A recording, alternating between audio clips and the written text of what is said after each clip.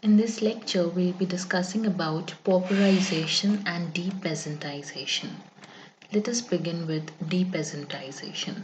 So, the concept of depeasantization was given by Lenin. Now, using our common basic knowledge, let us decode the word depeasantization.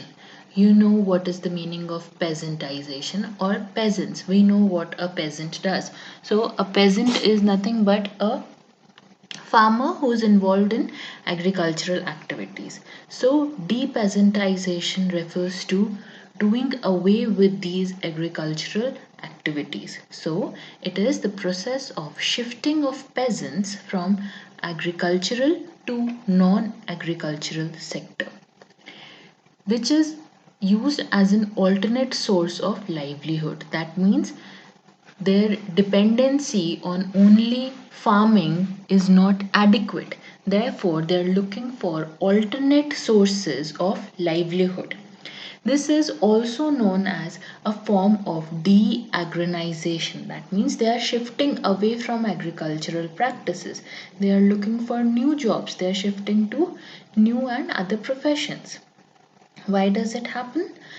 It happens because peasants lose their economic capacity. That means they are not able to provide for themselves and their family, social coherence, and they reduce in number demographically. Okay, because they are shifting, so the number of farmers they keeps on reducing.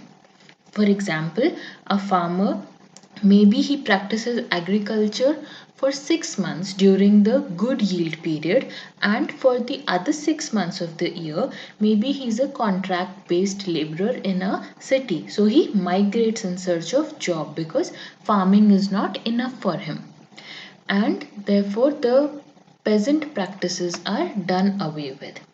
Looking at some of the reasons, why does this happen? First, migration. When they want to work outside, when they want to earn better, they migrate from rural areas to urban areas. It could be because of the push factors or also the pull factors, which we have already discussed in the lecture of migration. Fragmentation of land holdings. If a farmer has four sons, the land that he has is divided into four parts, and then maybe some of them are working there only, or some of them have left it. So the land becomes very small to grow anything on it, and it becomes kind of useless. The digital divide. The poor farmer, the uneducated, illiterate farmers, they are not able to participate in the digital areas, digital platforms, and therefore they suffer. On the other hand, if the farmers they are there who have studied, or uh, perhaps their children have studied and they know how to use the digital platforms, they are in a better position. Inadequate land area gives low yield, poverty, and poor standard of living. When they're not able to meet with their own requirements, they try to shift. Farming perhaps is non-profitable. If it is not profitable for them, if they are not able to sell their produce at a good price in the market because of various factors, low availability of family labor. These days children do not want to work as farmers, they want to study, they want to go to better cities, they want to look for better opportunities. Therefore, there's a lack of family labor. Land is leased due to high rent, or land is sold due to high debt from money lenders, and joining of other secure professions. They want to look for something which gives them security, which gives them a fixed income. Therefore, they shift from agrarian practices to other professions. So, this is about depeasantization. Coming to pauperization. Here's a quote by Marx that I'll read out.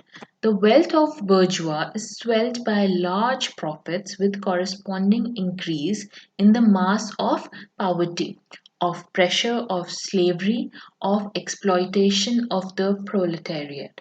That means when one um, on one hand, when the bourgeois they are swelling up with large profits, it is taking place with on the cost of at the cost of what? At the cost of poverty of the proletariats. That means the people who are the ones who do not have the resources, who do not have the opportunities. Okay, so haves and have nots. So haves are the bourgeois and proletariats are the have nots, and they are being used as laborers. There's slavery and there is exploitation. So the profit is at the cost of exploitation of labor. This concept was given by Marx, and he said that there is an increasing mismatch between the economic or exchange value of labor and the use value of labor. That means if a tailor is paid rupees 300 for one day's work and he stitches one gown, at the same time, that gown, when the boutique owner he sells it, it is sold for rupees 3000.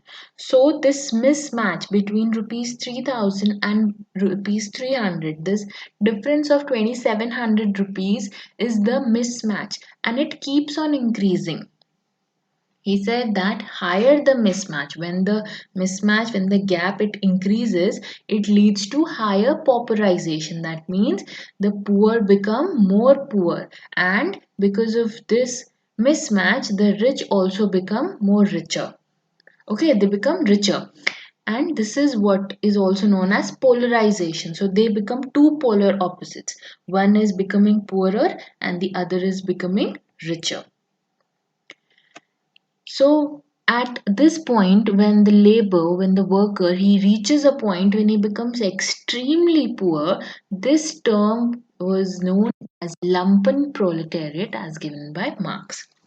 It happens because exploitation of labor increases poverty. More the exploitation, more the poverty.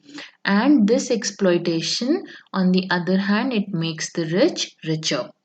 In return, when they are becoming richer, the labor is only getting paid bare minimum income, and sometimes maybe not even that.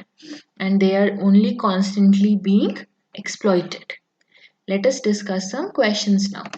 Consider the following about Garib Kalyan Yojana. So now that we have talked about depeasantization and pauperization, we are going to consider an important scheme which was inaugurated by the government last year.